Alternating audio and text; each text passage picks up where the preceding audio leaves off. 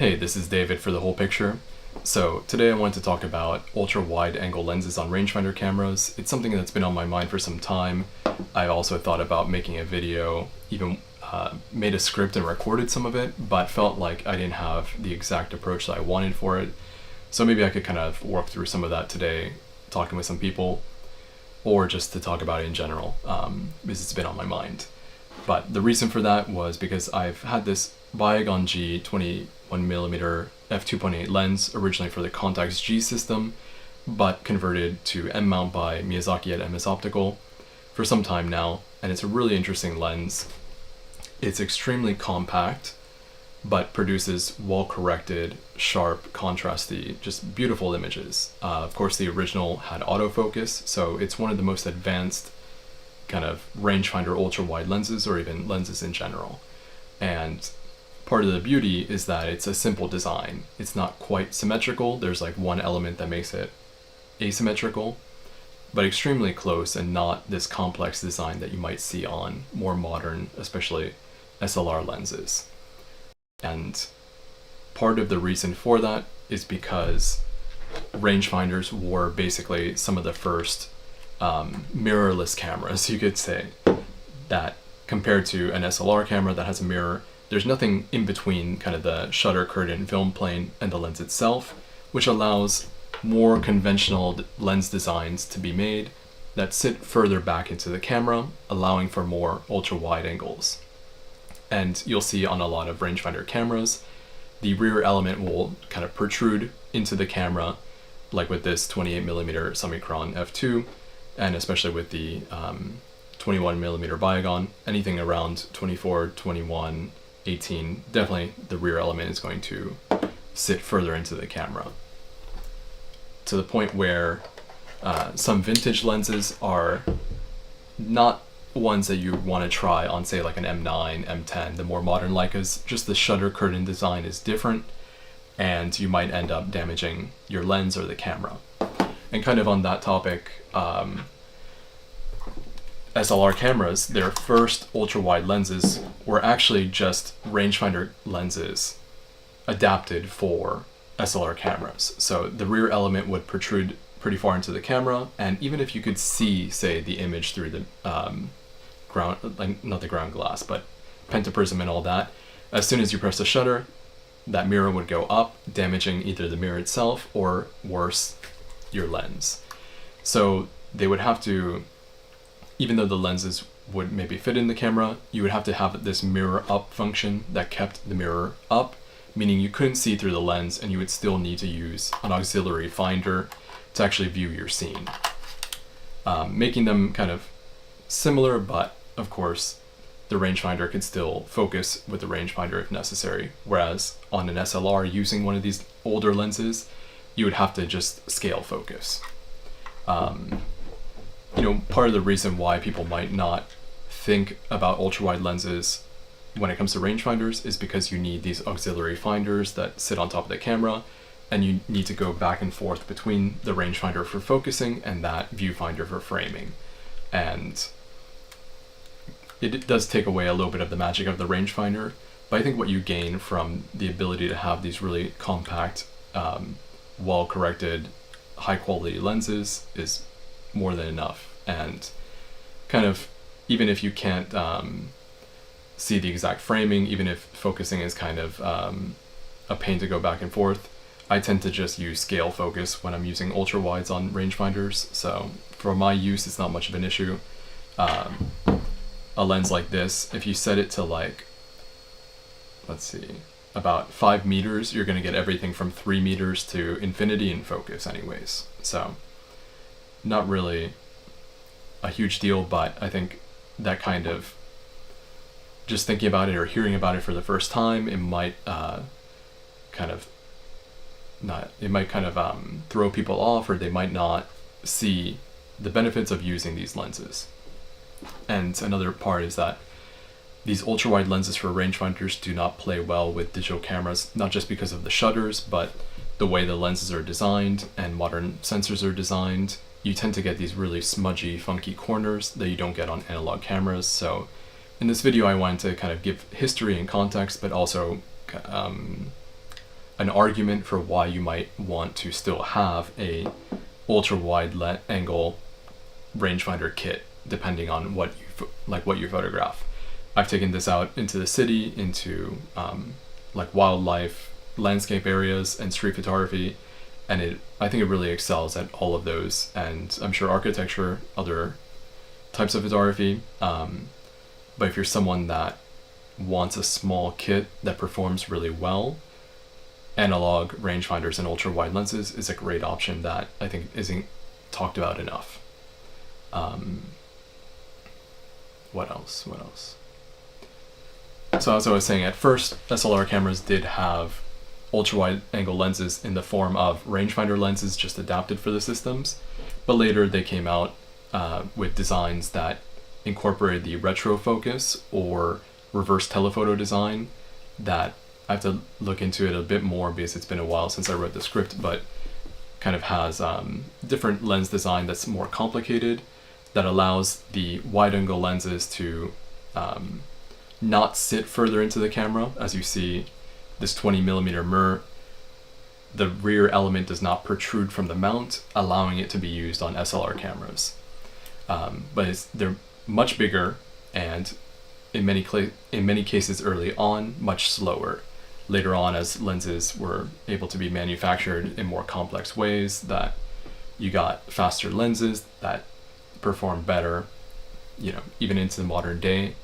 But another case for the analog rangefinder ultra wide package is that if you look at a lot of mirrorless cameras, even though they do get a lot of the same benefits as rangefinders, ultra wide lenses, especially the fast ones, are just like as big as SLR lenses, and in some cases bigger. So that's kind of one area that even though technology continues to advance, I feel that if you look to the past with some of these kind of older designs, more simplistic designs, they can work out very well. And some of that technology even continued into like the 90s, early 2000s with compact cameras, even though these are not exactly rangefinders in the sense that, like a Leica, they do have not a similar flange distance, but nothing in between the film plane and the lens itself. So a camera like this, the lens can sit right up to the film plane when it's not on, and then when it's turned on, I don't have batteries in it right now, unfortunately, but when it turns on, the lens protrudes just a little bit, and it's amazing what kind of images you could get with this. It has a 24mm f1.9 lens that is extremely sharp, extremely well corrected, barely vignettes if anything, and it's just incredible that you can get a full frame lens like that in your pocket. And I think it's thanks to just the types of optics you can design with a mirrorless style film camera. I also talked about I guess it's been a few weeks or even months now, but the Minolta TC1 is another camera that has a ultra wide or wide angle lens that is just tiny. I think if you took the optics out of that camera, it would just be this like very, very small set of glass, and it's something that you can only achieve probably with analog, or not just analog, but also with these kinds of mirrorless designs.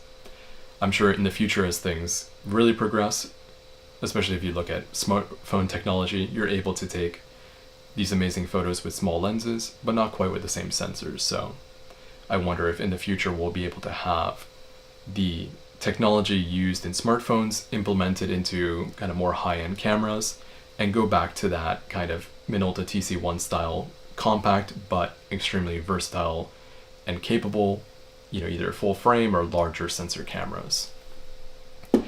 I don't know if there's much of a market for it, and that's probably one of the problems as well. Definitely someone like me, and probably someone watching the channel, would be interested in that, but general consumers are probably less interested in that as they were in the 80s and 90s when it was more prevalent. What else?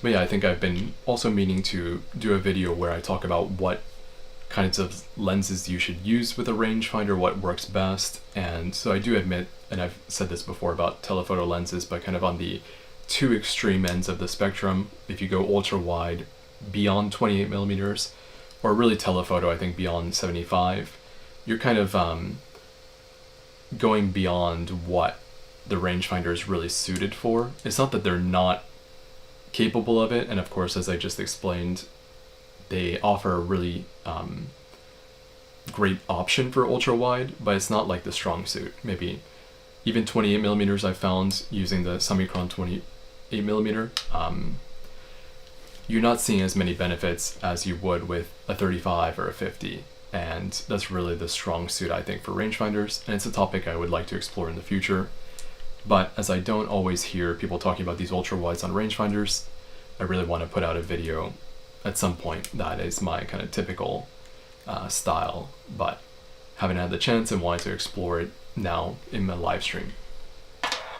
And even now, talking about it in a live stream, I kind of, or preparing for it, I remembered this camera and kind of could incorporate that into the redone video. And of course now I have more SLR examples. It's something that at the time I really didn't have with me, so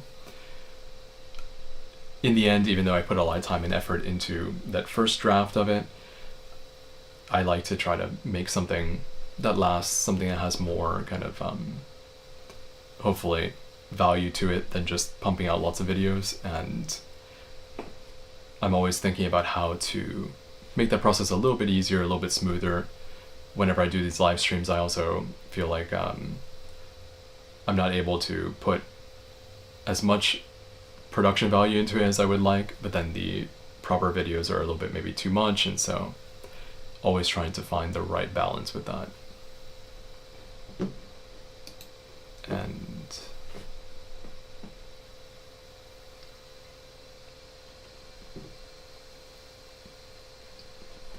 yeah, another thing that I would like to cover kind of related to wide-angle lenses is that one of the earliest designs was called the retrofocus or reverse telephoto design, introduced, or I'm not sure if maybe popularized is a better term, by Angenieux, a French lens manufacturer that mostly worked with cinema lenses, but also has done SLR lenses. And I don't know if there's definitely conversions of cinema lenses to rangefinders. I don't know if they ever made dedicated rangefinder lenses out of the factory, so that's something also to kind of explore. But I have some cinema lenses from Angenieux that I'd like to talk about. They have an interesting history and super interesting optics, and I have to remember, I'm trying to remember the story, but the retrofocus also might have something to do with cinema lenses. I know that they can sit further into the body of the camera, kind of like rangefinders in a sense, but you have this spinning mirror of a shutter that reflects the image upwards into the viewfinder. And I think to make really, really ultra wide, like the equivalent of 20 millimeters and below for cinema cameras, they needed to implement these retrofocus designs, if I'm not mistaken. So it's kind of like if you've seen very, very old movies like 1950s and before, they're not using these like extreme ultra wide lenses because they might not have even had access to it, and extreme ultra wide lenses were only starting to be probably developed for rangefinders at that time. That slowly kind of, as things progressed, some of the technology maybe was like co-opted by other companies, and we got advancements, and that might have made the rangefinder ultra wides kind of forgotten as the SLR kind of versions became much more popular, convenient, and also better quality. Like, I think there's a lot of really ultra wide and very fast Canon wide angle lenses that are really impressive, but technically and design wise much more advanced and much bigger as well. But yeah, no, I'm happy to chat about this topic, any other topic. Still trying to think about how to approach this video.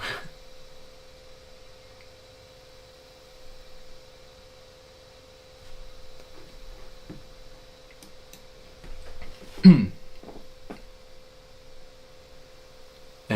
even talking about the, not viability, but something that I think as photographers, you don't really consider that gap, like the flange distance, the gap from where the film or sensor sits and then the lens sits. But it comes into play with a lot of different types of lenses and different formats. So for example, I have it right here. These are D-mount anamorphic lenses from Kowa, a Japanese company that's very well known for their anamorphic lenses. And D-mount is something that's very hard to adapt. One, it's not a popular mount, but also the flange distance is one of the shortest I think ever made. And so you can have adapters for like USM. I've also seen adapters made for Sony and Fuji. So I think it is possible, but the problem is also the image circle is so small. But in general, just for this topic, the flange distance is very, very short, even compared to C-mount. So sometimes you have adapters that do D-mount to C-mount, but then they don't focus correctly, because even that just a few millimeters of difference is enough to not get infinity. Then you also have with like 35 millimeter cinema cameras and 16 millimeter, I believe 16 millimeter lenses, they protrude further back. So let me also get some of those.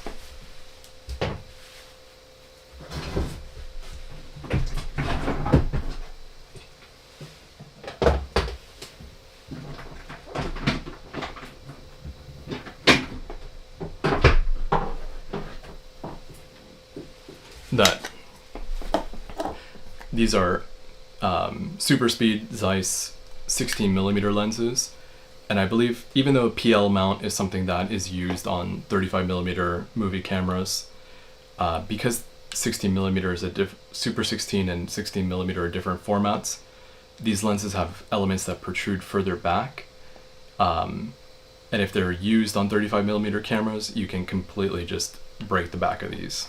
And also probably the spitting mirror on the 35. And these are also super, super interesting and something I would like to talk about further in a different video. Yeah. And so all of that kind of like in the modern day where digital mirrorless allows for many more options, especially when it comes to like adaptation, flange distance for these older cameras comes into play a lot, and it's something at the time people probably never even thought about, these like interchangeability, but now you need to get, specific mounts, you might need to get shims, other stuff. Also maybe just the tolerance that on digital you're going to know if something is a millimeter off, it's going to really be apparent. But then sometimes on film, especially if you're looking through an analog viewfinder, you might say enough is enough, looks good to me, and move on. Whereas now everything is like crystal clear, you can zoom in like 1,000,000% and really know whether something's in focus or not.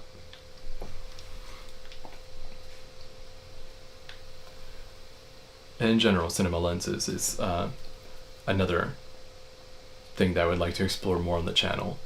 I was also trying to find ways to use cinema lenses on, say, Leicas, because rangefinders are, again, the mirrorless cameras of the past. So in a way, you might be able to adapt, especially like 75 millimeter cinema lenses to these cameras.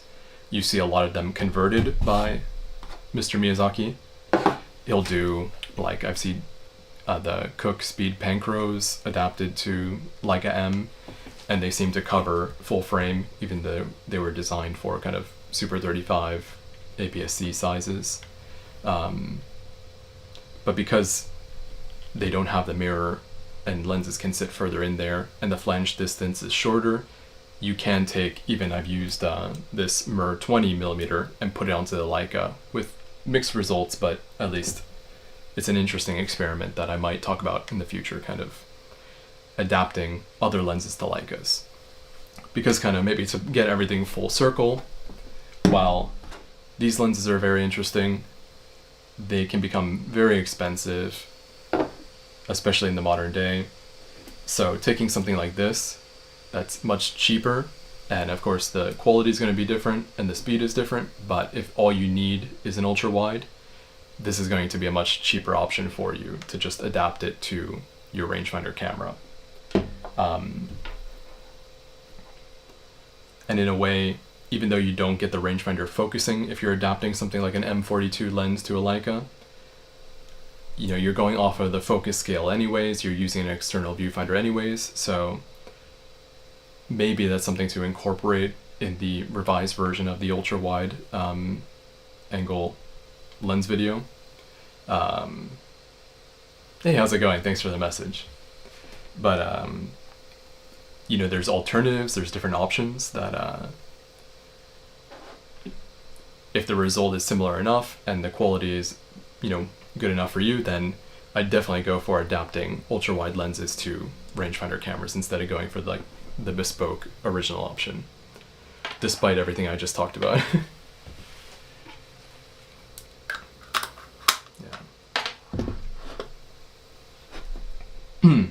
And there's plenty of adapters out there too, like M42 definitely has a Leica M to M42. You might be able to find like a Canon one or something with mixed results. What happened with me when I ended up using the M42, because it's a screw mount, I wasn't getting perfect focus. I was stopping down just to compensate for any kind of, as I was talking about before, the difference between D mount and C mount, a few millimeters and you lose infinity. Kind of same thing with this when you're have an adapter for a system that is not what it was intended for, and then also when you can't view the image. Like maybe if you had a ground glass for Leica, I'm sure that there's something out there like that for testing and other things, but most people wouldn't have access to it. But if you don't have a way to view what the lens is projecting, you're just going to go out blindly taking photos, and mine ended up being a little bit soft, not really, the focus scale was not lining up with what I thought. So that is a downside. It's something that you have to do a little bit of testing, but if you do end up nailing it, getting the right kind of adapter, putting it in the right place, it could be a good option. And something that's also more versatile, as I was saying, like I've had actually super good performance from the Mir 20 on digital, whereas the Zeiss 21, just the corners go pretty fast, especially wide open.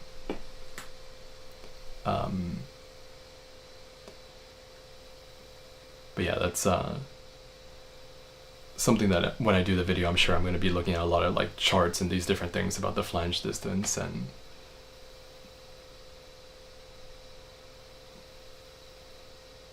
yeah. And if anyone has any questions or just wants to chat, definitely please let me know. I'm happy to talk today. Let me put away this Zeiss as well.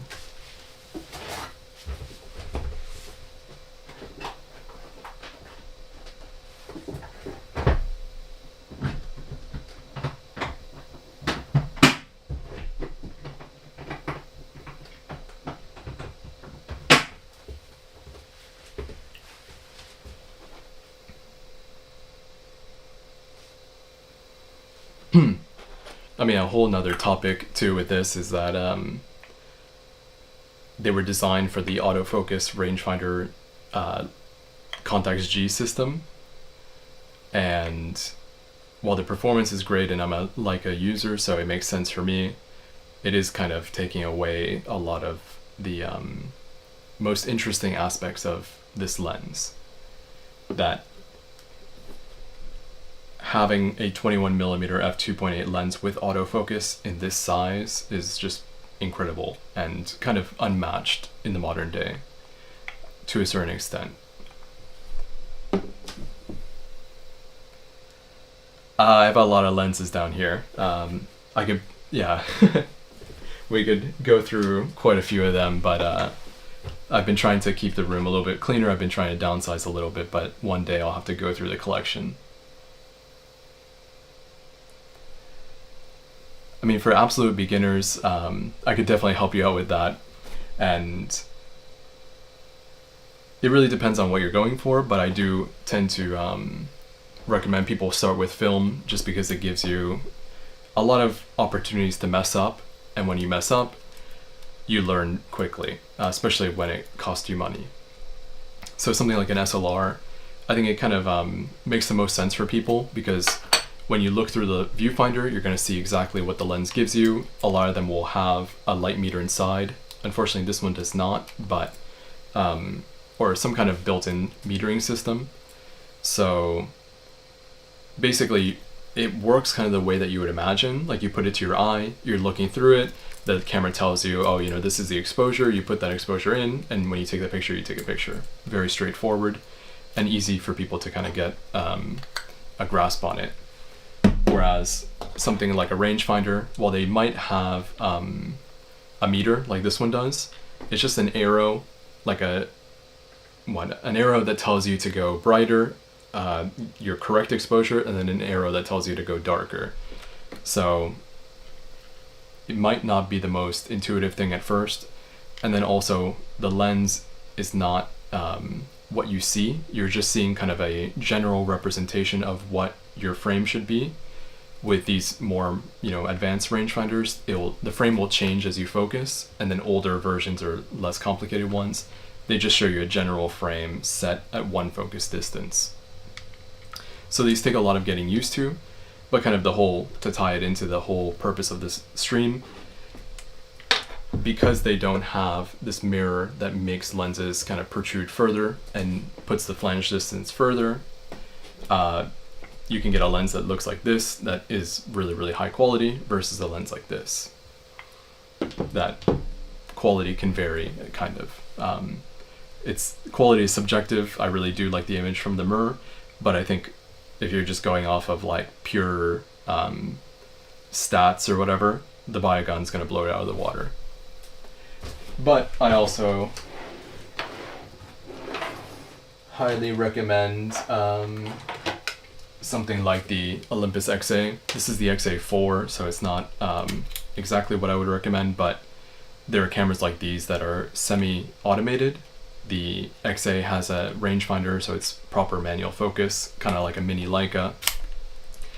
It's very cheap, great beginner cameras. But I think you don't learn as many lessons. Like you'll learn lessons about focusing, kind of, because you'll definitely miss a lot of your photos at first, but to get the whole picture, you should probably start with maybe an SLR. So for the Biogun G, like the original is actually pretty reasonable for the quality and with the autofocus. I think it's maybe like $400 for the original Contax G version. But then after the conversion, these things go for much more. And it's hard to put a price on it because there's only so many out there, and it's like custom and stuff like that. It's really what people are willing to pay for them at that point. Whereas the Mer 20 used to be, I don't know, like just pennies, and now they're more popular. They're being rehoused for cinema use and kind of refurbished, so they've gone up somewhat in price, but still very reasonable, the Mer. But then, yeah, once you kind of get a foothold with a SLR, you could quickly change to something like rangefinders, compact cameras, other stuff like that.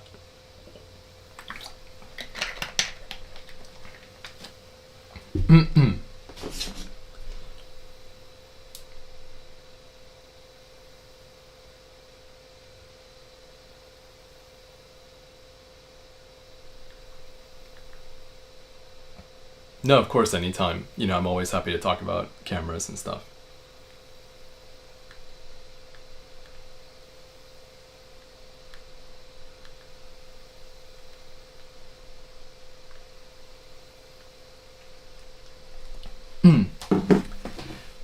And yeah, I just think because with film especially,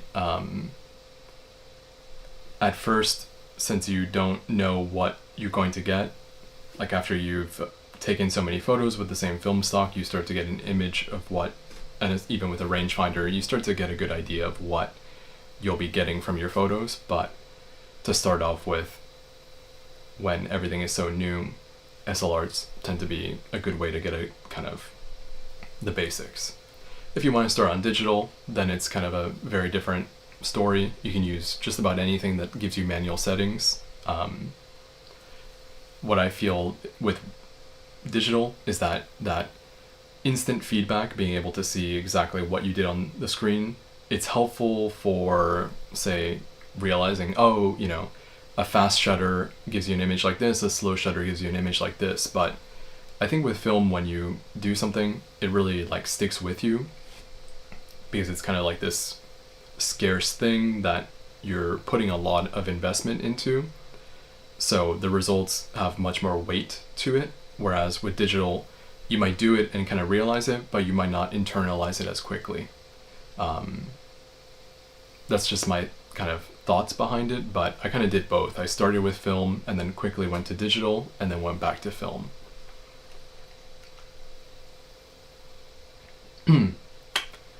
And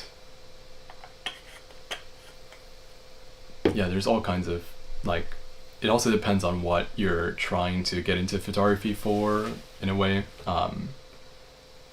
But you never know what happens. Like I was going to talk about like manual focus, whether it's necessary to learn it or not. There are film cameras that have manual focus. I mean, there are film cameras that have autofocusing lenses that kind of do the job for the most part. And then, of course, in the modern day, digital is kind of ubiquitous for stills photography.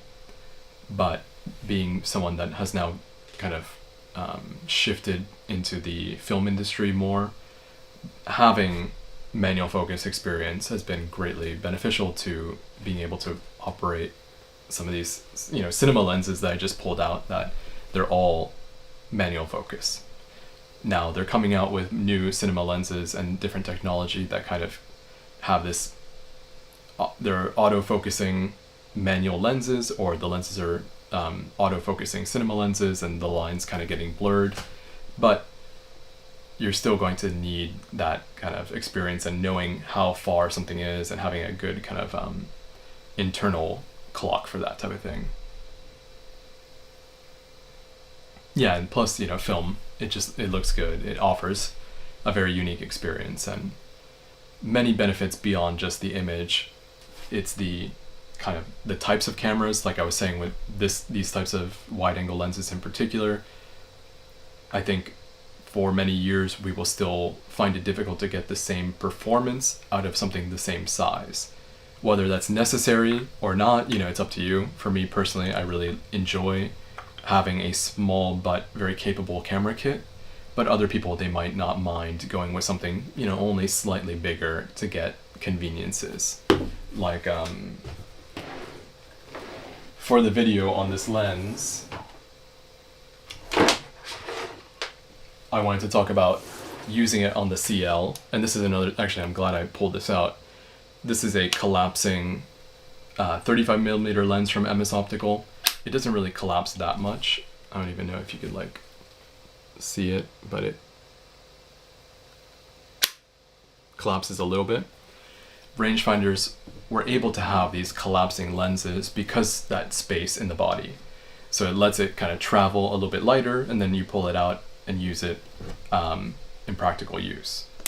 And then that kind of system, actually, if you see in some modern SLR zooms have like a collapsing feature, or even like some of the digital, like Micro Four Thirds, I think, has some lenses that will like store smaller, but then in use kind of expand. So a video that I want to touch on when I do get a chance to really go into the research is talking about collapsible lenses, because it's a fascinating thing for me. But when I use this, I don't know where the viewfinder is right now.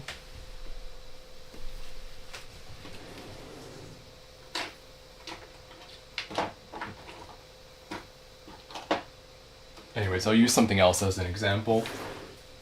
But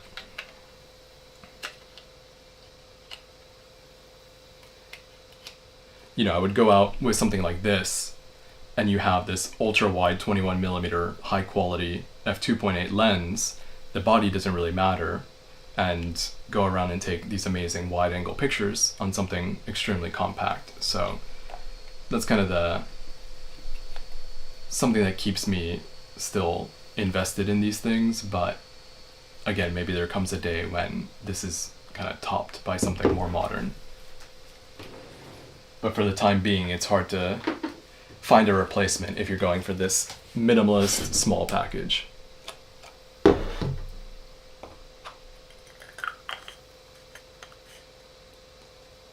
Yeah, exactly. And even, I think I was saying earlier, but with this 21mm, I tend to just set it at like between 3 and 5 meters, because for my use, even at f2.8, you're getting basically everything you want in the picture. If you want to stop down a little bit more, then you can get some more depth of field and achieve some interesting images with that. Especially for my use, I'm setting it more at infinity, but I can see someone that wants to do like closer, more kind of not impactful, but what would you say, louder, more strong either portraits or street photography. Because while these lenses are very well corrected and perform super well, no matter what, when you're using an ultra wide, the closer subjects are going to feel much closer, and the subjects in the background is going to feel much further. So that's not something to do with the quality, that's just going to be kind of physics and the way these lenses are made. But also kind of, it's something that I still need to brush up on, read on more, but it's understanding how these lenses work and just being interested in it. Why does flange distance come into the picture? Why is this element further back than other lenses? All of that, it can aid in your photography, because maybe there comes a day when you say, I want to take a picture like this, but I can't do it with my camera. So then what do you need to get that image? Even recently, kind of my most recent video on 4x5 street photography, at the end, I wish I had a little bit more time to work on it, but I've been busy lately. But I talk about, we don't consider why we might just pick up something. If you see a Leica, you're just like, wow, that's such a famous camera, it's got to be good for me, right? And you might just go for it without considering what it could do to affect your images, what kind of specific images could you take, or what kind of visual language could you kind of incorporate into your work when using a camera like this. Sometimes I think we just go for the shiny new thing or the bigger thing. In the case of 4x5, I just thought, well, it's 4x5, it's got to be good, right? And it was a good experience for me to kind of undertake that, learn from it. And also learn from like the technical difficulties, learn, how I should approach different things. It was a big reason I think I started to do more deep focus style photography for street. And part of it also kind of at the end, after trying everything, I came back to more 35mm, because if everything is going to be in focus anyways, I felt it's not a huge deal for my work, but for other people's work it might be. So it's good to research, learn about all kinds of different cameras, past, present, and then also coming up in the future, and consider what it could do for your work. And then also the opposite, if it's not going to do anything for your work, you can probably skip it, because honestly, we were talking about how many lenses I have here, and it's too many. I can make do with much less, because some of these things, they don't really improve, change, give me a different visual vocabulary. It's just more of the same, which it's fun to collect, and it's interesting, and it helps with the channel and all. It gives me something to talk about, but honestly, for me, I found that lately it's been more trouble than it's worth. And that's another video topic for the future.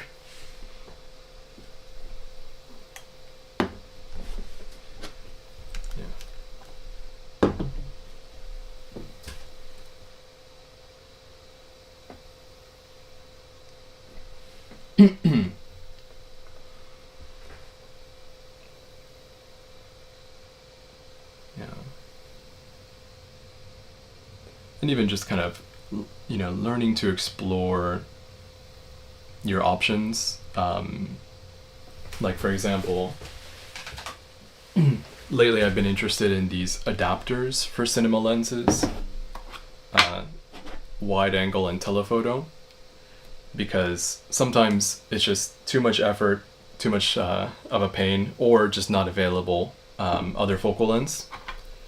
So thinking, okay, can I take these adapters made for this one? I think the Century in particular is more of like a camcorder type one. The Ingenue is for a specific lens, but also similar kind of design in the back. And can I make my workflow faster by just popping one of these on? And it's something to be tested, but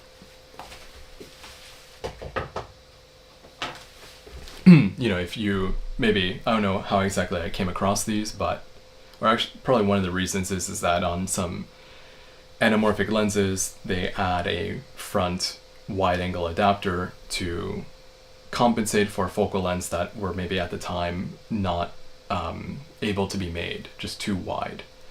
And maybe that's one reason I started to think about these, because I wanted to do it similarly with anamorphics, or maybe just looking at camcorders for some reason, finding out, oh, there's a wide angle adapter for this, and some of them are screw on, so you might be able to put a wide angle adapter on some vintage lens and get a wider field of view than you normally would be able to. And so it's good to explore these things and see what you can piece together that might not have come up in your normal kind of workflow, in your normal conversations about photography.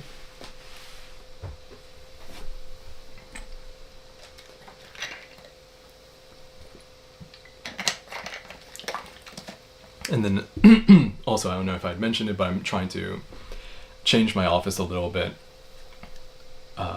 I've been going through different iterations ever since I moved to this house in Japan. I started off in this position, moved the desk over there where the camera's at now, then behind me, which was like kind of the more recent video, and now I've come back to the original position, changed kind of how I have some of this stuff going on. I'll just briefly show it, but I do want to make like a whole video about this.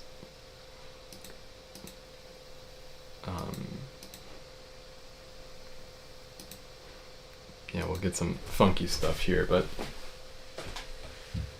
like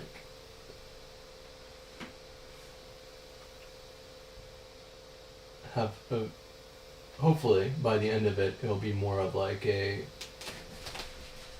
kind of plug and play setup where I'm able to just turn something on and get recording or get filming, streaming, thinking about adding other lights and other stuff, and now it's still kind of a mess in the back with cables, but the goal is to have it ready to go, very clean. And I do play some bass, yeah, and I've also it's just one issue that now I guess I'll get into it, but when I always work at a standing desk and film my videos on a standing desk, but like a lot of furniture does not go up to like standing desk height. Like this is a pretty tall set of drawers and all, and having the bass, like I wanted to incorporate into more shots in the background, but I can't put something in the wall, like a hole in the wall to hang it and stuff like that, but at least it's tall enough that it might start to appear in more videos now. Yeah, I gotta definitely put more light. Usually in my videos I'm filming with a camera in front of me, and I like the background a little bit darker. Maybe I'll put some like color light or mood light, but today it was more of an impromptu setup. I have a closet back here, so I'm thinking about putting kind of, if I could do like a little bit of a kick or something from there. Or even, like I used to have it, so when I was filming, I had a kick like on my door, just out of frame, that was really nice. But now when I'm going to be filming from here, that kick light might be right in the frame, and it might not look good. Still exploring stuff, but at least got like the base of it done. The other thing I'm really interested to film is like with the camera in front of me here, so you see the desk in the background and stuff like that. I guess in that 4x5 you kind of had a little preview of what the desk looks like. But yeah, today was a little bit of a quick setup, impromptu thing. And then even this, like, I have, right now my mic is on like an arm that I could switch the camera to get top-down footage. The light can even be put on that stand. So I'm thinking for like some product shots and some beauty shots of the cameras and all. Unfortunately, I just, for the pretty much the rest of the year, I'm booked up with a lot of stuff and might not have that much time to experiment with it, but when I get a chance, I'll kind of clean up the setup as much as possible and talk about it on a video. But yeah, with the guitar also, like, I found the amp is like perfect there, so I'm thinking about getting like a little seat or something, or even like a stool, and just, I don't know, kind of, I like something that's practical but also looks good, and I think that this really is like in that vein. And yeah, that's another thing, is that I haven't filmed yet from this where I normally would, because this wall now has like nothing there, and I think it could be much more interesting. I also just got the Panasonic S5 IIX, and hoping that that will make things really nice. I'm kind of testing it now with autofocus.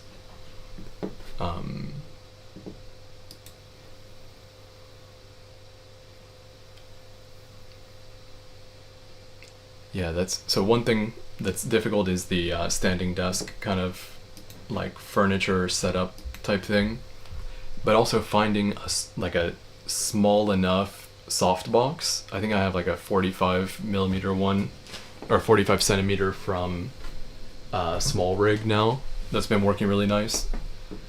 But I wanted something with a grid, because in my previous setup I was getting a lot of spill onto the wall. Now this is not a perfect setup, you know, you have my shadow there and all, but kind of the original light that I had was just a beauty dish, so it really spilled light all over the room. I'm hoping that this will kind of control things, and it has for the most part. No, I mean, I have some digital. Now I'm using that S5 IIX. I have an old Sony A7S, I have a GH5, and then some cinema cameras as well. For stills, even now, like, I tend to, since I've mainly gone into more video cinema direction, the stills cameras I use are mostly analog stuff, and it's also where I kind of built a collection of Leica lenses or M-mount lenses, because you had so much like flexibility, versatility with them. So some background on that, when I started to get into digital photography, or actually photography in general, mirrorless was just starting to kind of be a thing, and I thought it was a great idea, and knew that you could like adapt, you know, mirrorless Leica lenses to mirrorless cameras, and of course with SLRs and all that too, but I was so into film and I wanted kind of this good balance. There was also an accessible Leica store in my area, so it all kind of added up to me investing a lot of money into rangefinder lenses. And I think it was, at the time, it was definitely the right thing. Now, I don't know if I would do the same thing, but,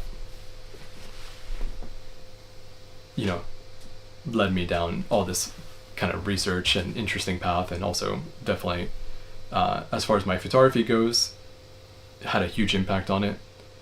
But now I stick to just a few lenses, so I think I'm gonna have to start to cut down on the excess stuff that I don't use that much, and then put that into stuff that I could use more for work. Yeah. And I still have a ton of stuff to talk about, so like lots of cameras to show and lenses to talk about that at first I was a bit worried, like, oh, if I went through all of them and talked about everything, what would I do? And I think that would not even happen now. Yeah. No, even I'm streaming finally off of this very interesting computer. I made a short about a similar one. It's a mini computer from GPD, and now working more in film, in the film industry, moving pictures, video, and all. It has a huge impact on my workflow that's beneficial, and I want to share that as well. My current favorite camera, I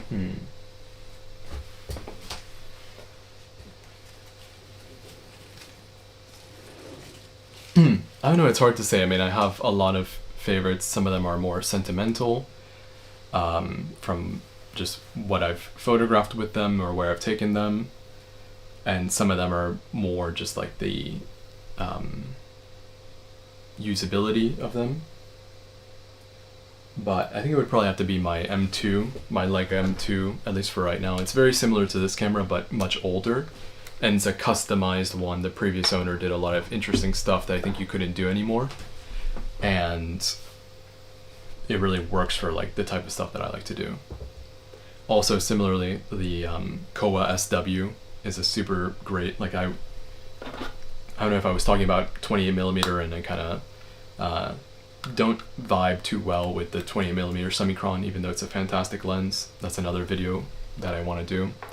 But the Kowa SW is a 28mm lens, and like when I use that, I feel like I love 28, and I think that's also one reason why I was trying out this one, but it doesn't work as much for what I like for some reason. What else?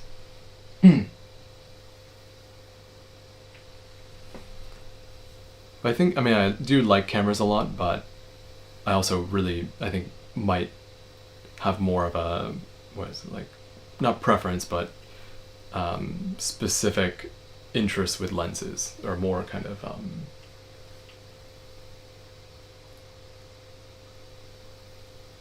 I'm looking for, like, cameras, they have limited functionality. They have kind of, especially film, you have shutter, apertures usually on the lens. So very simple machines. Some will be slightly better than others, but really lenses is where you get all these like interesting, the looks, the feel, the way that you use them changes.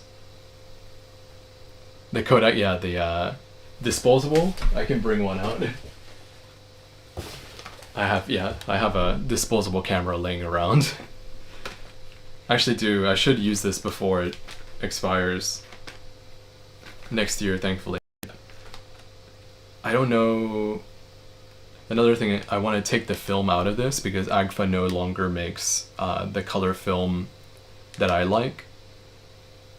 At least not in Japan or anywhere that I could really find recently. And I wonder if they have the old stock in here. If they do, that would be amazing. I think that's why I bought this.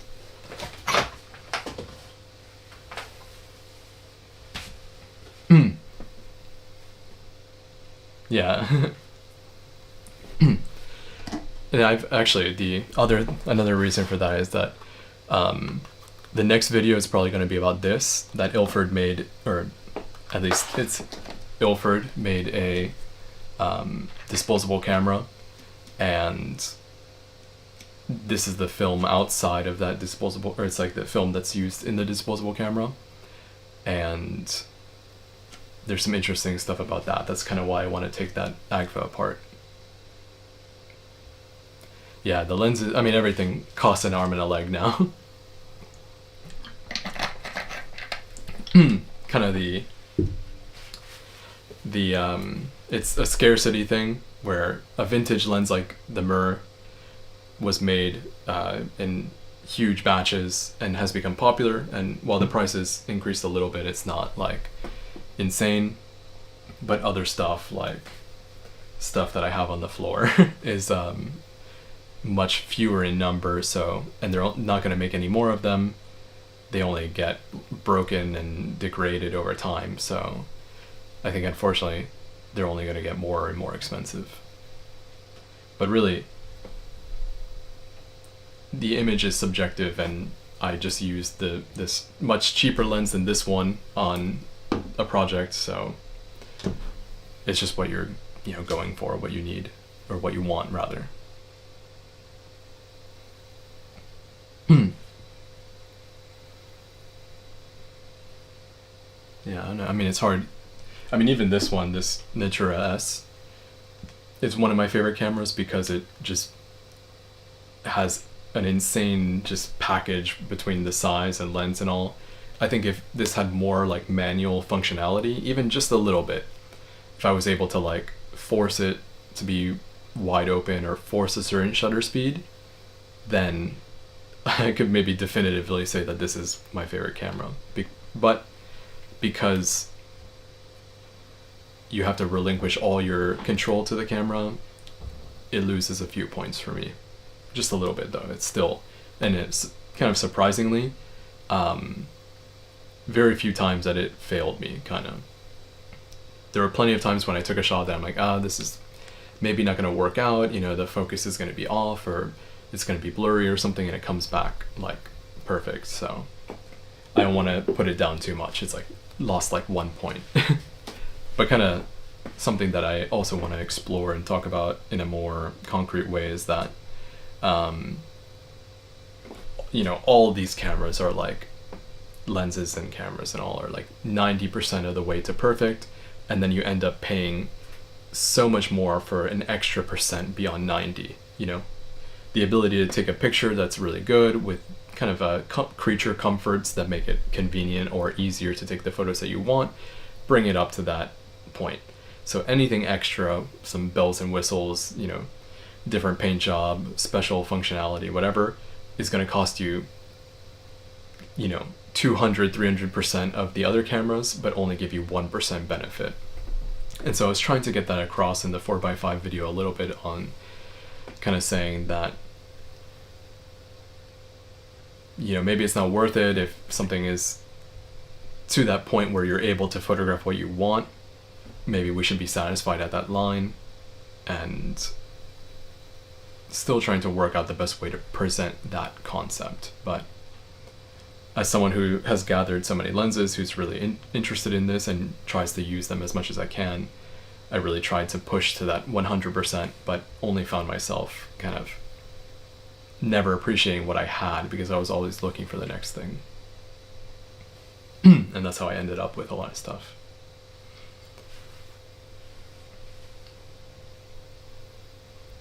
Yeah, I have a very specific video that I want to talk about that with, but I haven't gotten into that yet. I want to develop that concept and that mentality or whatever, what I want to say about that.